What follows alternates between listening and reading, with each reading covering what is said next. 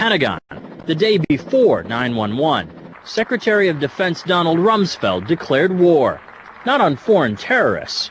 The adversary is closer to home. It's the Pentagon bureaucracy. He said money wasted by the military poses a serious threat. In fact, it could be said that it's a matter of life and death. Rumsfeld promised change, but the next day, the world changed. And in the rush to fund the war on terrorism, the war on waste seems to have been forgotten. My 03 budget calls for more than $48 billion in new defense spending. More money for the Pentagon when its own auditors admit the military cannot account for 25% of what it already spends. According to some estimates, we cannot track $2.3 trillion in transactions. $2.3 trillion with a T. That's $8,000 for every man, woman, and child in America.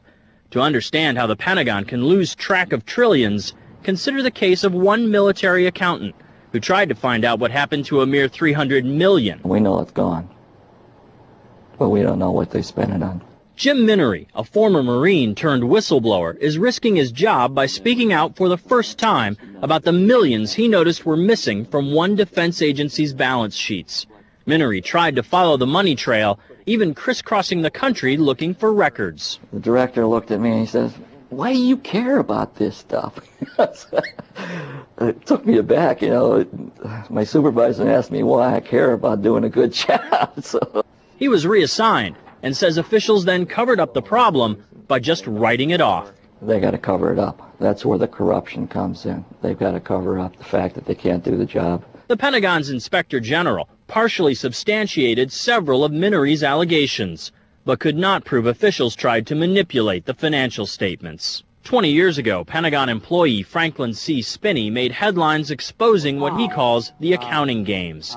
He's still there, and although he does not speak for the Pentagon, he believes the problem has gotten worse. Those numbers are pie in the sky. The books are cooked routinely year after year after year. Retired Vice Admiral Jack Shanahan commanded the Navy's Second Fleet the first time Donald Rumsfeld served as Defense Secretary. With good financial oversight, we could find $48 billion in loose change in that building without having to hit the taxpayer. In the 2.5 minutes since this report began, the Pentagon has spent nearly $2 million, and it may never know where 25% of those tax dollars went.